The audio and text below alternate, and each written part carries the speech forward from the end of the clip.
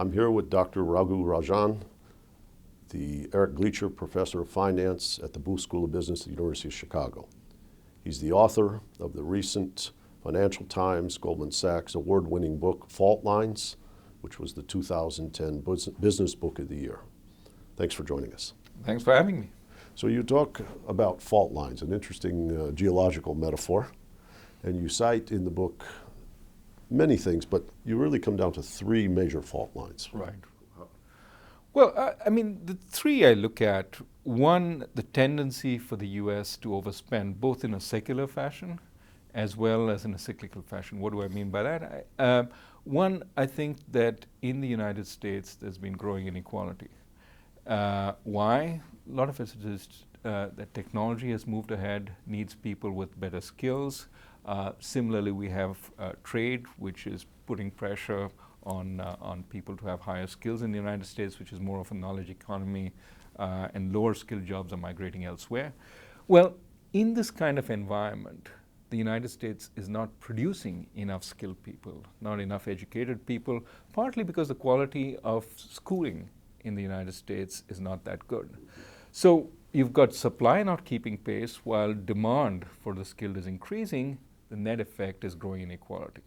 People look around, they see others who've gone through college getting much higher salaries, doing much better. They feel something's wrong. They want something to be done about it, go to their politicians. What do their politicians do? Well, every president since President Nixon has talked about education, but they haven't been able to do very much about it. And so the underlying problem is deep, very difficult to fix. What do you do instead? You expand consumption by pushing credit. So what you see in the United States is income inequality has been going up for the last 25 years, but consumption inequality has not gone up as much. What's made up the difference? Credit. And this is where housing credit is especially an insidious form of credit. If you push it, house prices go up. People can borrow more against their houses. They feel wealthy. They don't feel they're borrowing against their future. And their consumption levels are keeping up. Their lifestyles are keeping up. But they're going more and more into debt. They don't realize it. And this, I think, is part of what happened during the crisis. You had a tremendous explosion in housing credit, especially to low-income households. And some of it was pushed by the government. Some of it, of course, was pushed by the private sector. But what this did was created the underlying conditions for an explosion. So that was fault line, half of the first fault line. The second half, I think, was the tremendous stimulus the government gives through the Fed, through Treasury policies in downturns. And I think this has to do with the second aspect of America, which is problematic, which is the very thin safety net. When you have people who lose their job, they lose, they don't have access to health insurance because insurance is tied to the job. Unemployment benefits run out quickly if you're lucky enough to get it, 6 months in most states. And that's all very well because it gives tremendous incentives to go out and look for a job. If the jobs come back quickly, not a problem. That used to be the pattern in the typical post-war US recession until 1991, when recession started turning and became much longer drawn-out affairs. Jobs came back much more slowly, even though growth came back quickly. We see that happening in this recession because, again, jobs are coming back really slowly, even though the economy is growing. Well, in this kind of environment, again, there's tremendous pressure on the politicians to do something. They put pressure on the Fed. They put pressure on the government to spend. You have enormous stimulus coming, both monetary and fiscal. And that kind of stimulus sometimes takes the economy a little too far. In 2002, 2005, when the Fed stayed on hold, it helped sort of exacerbate the effect of credit into the housing sector by pushing up house prices even more and created that enormous consumption boom where at one point, if you remember, US household savings rates were negative. Yeah. Because they were buying houses, seeing their price go up, borrowing against it, and spending it. Well, that's one part, an overspending US. Second part, an underspending rest of the world, who've come to rely on the US to provide the demand. Because after all, creating demand of your own is dangerous. The Latin American countries have realized this again and again. You spend, you tend to overspend. You have credit booms and then bust. The Asian countries realized that they didn't spend on consumption, they spent on investment. And they overinvested. They had a bust. Right. So emerging markets realized, let's not do that. Let's export to the industrial countries. Let's join Japan and Germany, which have made this into an art. So you've got the rest of the world depending on the US for spending. That's sort of fault line number 2, because they're sending their money to the US also to finance US lifestyles, and that can go on for a while until it stops. And third fault line is, of course, when you've got this money coming in, typically money going across borders, is fragile money, because somebody investing across borders, across a border, doesn't really know that system. Has to find some edge which allows them to invest. Typically, when money has gone into emerging markets, the edge has been the government. You lend to the Government banking. protections or? Government protection for that money. Yeah. And how do you get that protection? Yeah. You go and you lend to the banks. You know the government can't let the banks go. Right. So implicitly there's a guarantee. And of course the IMF comes in, says to the government, protect your banks, lends to the government, the banks are protected, and the foreign money gets made whole. So you can allow, the money comes in, fuels booms, they don't care as much what happens, because ultimately they're protected. I think something similar happened in the West this time. The GSEs. The foreign money came in, fed the Fannies and the Fannie Mae and Freddie Mac, government guaranteed, no problem, and it created an enormous explosion in credit, which eventually turned from boom to bust. And when the housing downturn came, there were many Chinese officials in Washington saying, make those GSE things full faith and credit. Absolutely. And what was implicit became explicit. And right. so, in a sense, the rest of the world did to the US markets, which US finance had done to the rest of the world before, which is lend in such a way that you're guaranteed. You come out whole.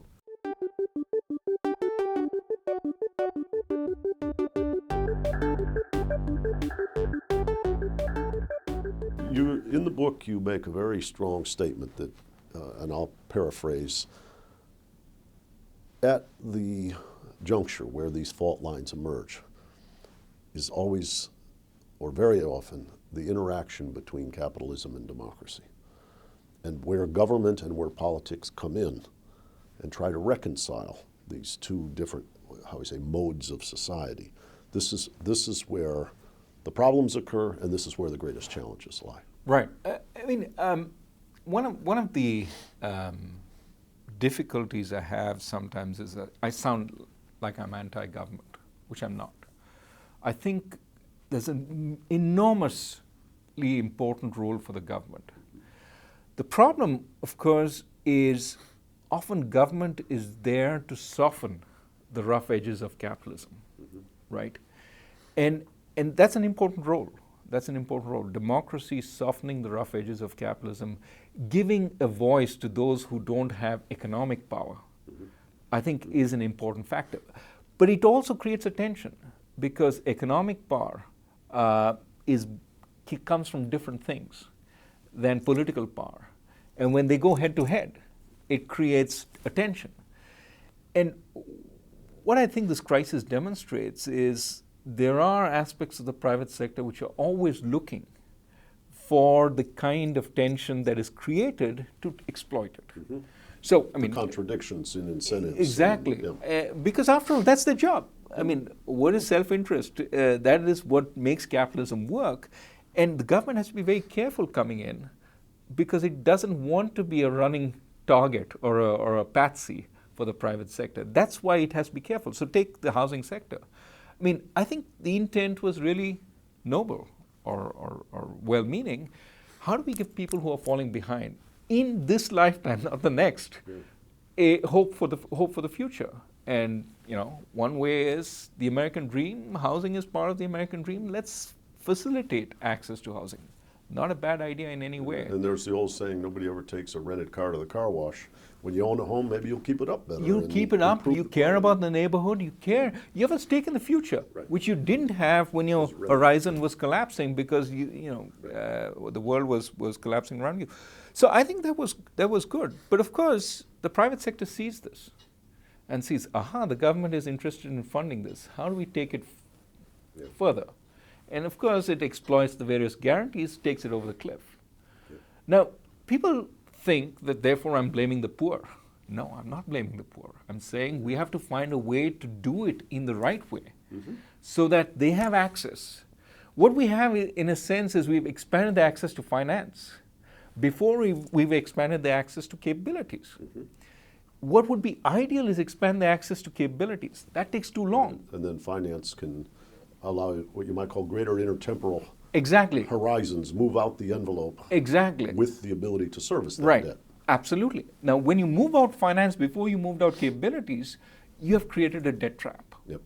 Yep. And of course, the private sector, knowing that the government is sort of in here, is guaranteeing some, this, that, exploits it. And it won't be indifferent to the collapse of the debt trap Absolutely. because of financial insustainability. Right. And they can play off of that. Exactly. As well, Exactly. So, so in a sense, people become the collateral.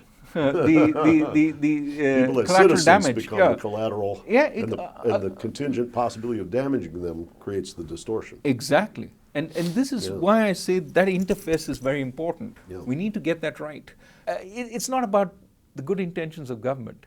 It's how those good intentions get manipulated. And so I'm not against government, but I just think we have to be very careful how we come in. Yep.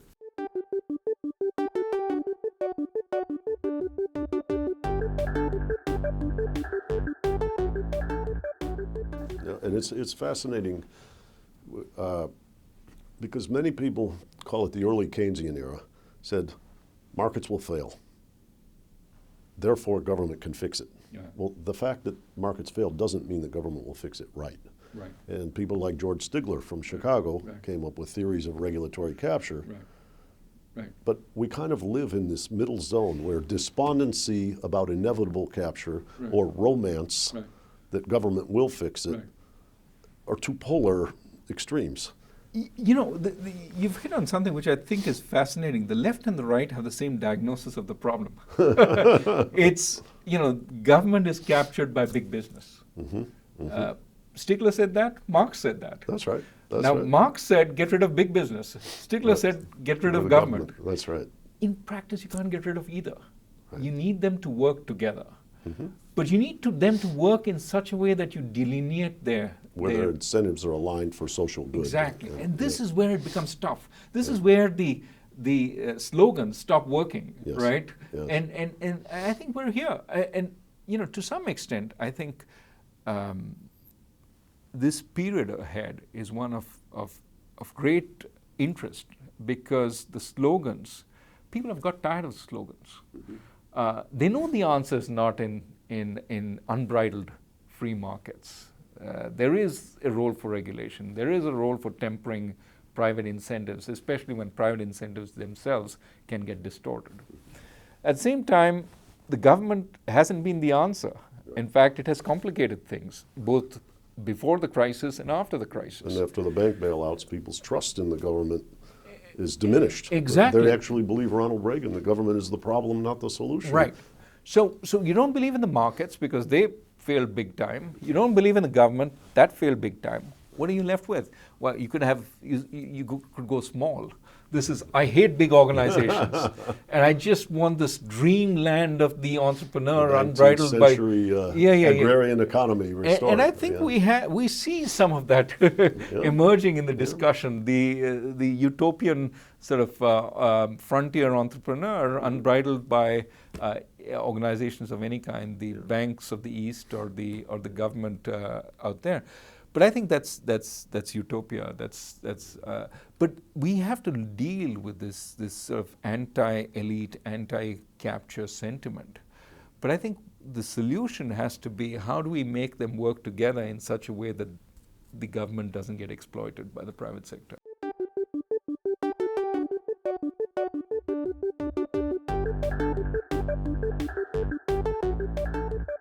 And we're in an interesting place. I know you were in the movie Inside Job relating to your Jackson Hole appearance in, was it 2005? Yes. Yeah. And that movie at some meta level is really about loss of faith in expertise. Yeah. And regaining, as you say, Nobody believes in unfettered markets. Nobody believes in romantic government. But nobody believes in experts' credibility either. Yeah. This is a very difficult time. This is, I think, an enormous issue. I think the movie. It's a very good movie, but I think it's sort of where I disagree with it is in arguing that the experts are all corrupted. My sense is the bigger problem. You can always find experts that are corrupted in every sector. That's and you can worry about the extent to which Goldman Sachs alumni populate the government, to the extent to which there's this revolving house. All those are things that are there that we have to recognize are problematic, which need over time to be fixed. But I think the as far as the experts go, the bigger problem as far as economists, my profession goes, is not so much that they were too corrupted, but they were too apathetic. I would argue that most economists don't really spend that much time looking at the patterns putting all the patterns in the real world together. Lots of them look at patterns in their area. Labor, finance, macro. But this was a crisis where everything came together. You needed to know mortgage finance, you needed to know banking, you needed to know macro, and then you'd get a picture of what was going on. And you needed to be clued in on a daily basis to start saying, well, this is something that's going. Right after the crisis erupted, a very famous development economist called me. I used to work in finance and financial regulation. He said, why didn't you ever tell me about the magnificent growth of the CDS market? If I'd just known that fact, I would have told you something's wrong. The velocity, the hyperbolic rise of that instrument, something was wrong. And this was there for anybody to read in the papers ever since 2004 when it started really taking off.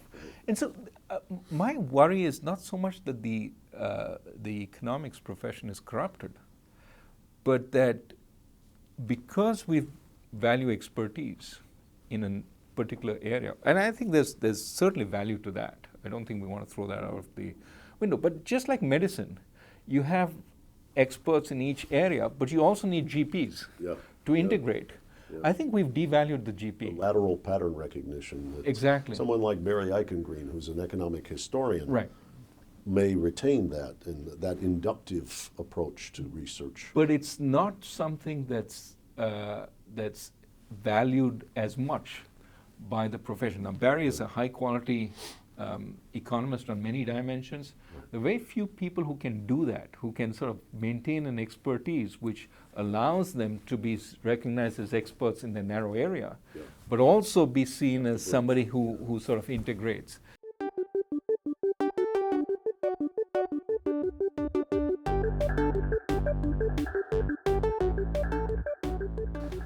Right now, on the cusp of, world adjustment or structural change, everybody's talking about Chinese convertibility. Will the renminbi become convertible? Will the domestic Chinese capital market be developed? How do you see that challenge? How do you see the challenge of U.S. or even U.S., Europe, and China, where China is large but does not have a convertible capital market? They're a very different structure.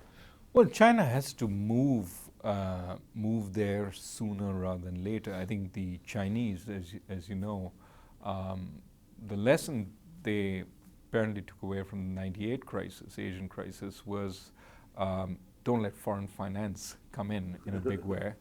So build your surpluses. Don't let them come in, because then they'd let them leave. Yeah, they want to leave at some point, and they don't want to leave at a point that you want them to leave. Right. They want to leave at a point of their own choosing, and that could be problematic.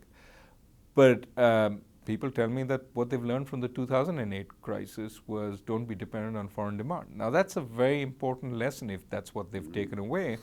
Foreign demand in the goods market. No. In the goods market. Yes. Because that would suggest that they would then focus more on expanding domestic demand. And they know that it's not just a matter of allowing the exchange rate to appreciate. It means getting a financial sector that actually pays people a good interest rate for the money they're putting in, doesn't sort of give them nothing. It's an economy which actually pays labor what it's worth.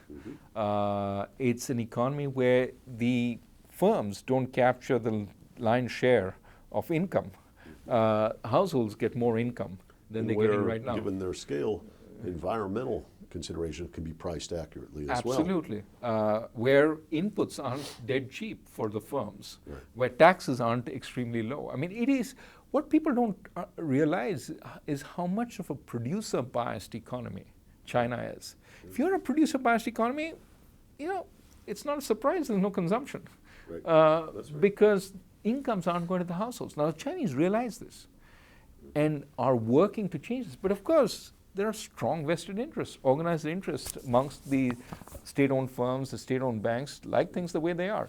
So this is the big challenge for China. How do you sort of combat these interests, which go way up to the top, and open up the economy in such a way that the households get more incomes and start spending more so that you expand domestic demand. And it's not just households on the coastal areas, but households in the interior, which you need to get their demand going. So this is tough because it involves essentially a change in strategy of growth. It involves things like making the financial markets more competitive. It involves things like taking money away from the firms when they make it and spreading it out to investors and saying you can't hold on to this and keep investing until you destroy the productivity of investment. You've got to start paying dividends out in a big way.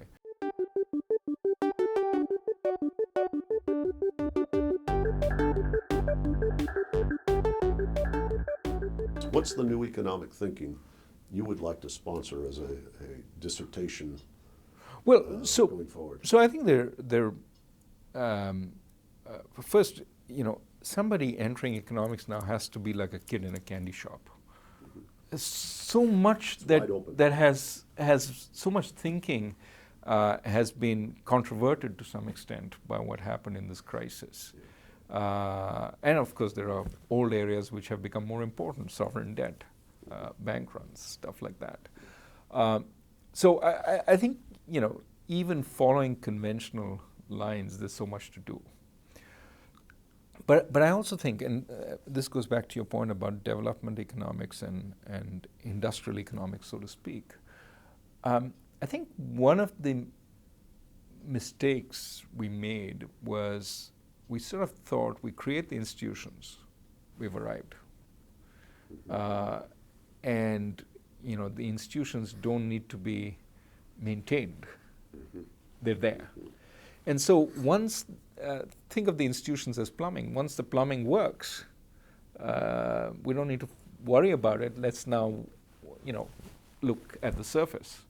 And so macroeconomics took the plumbing for granted.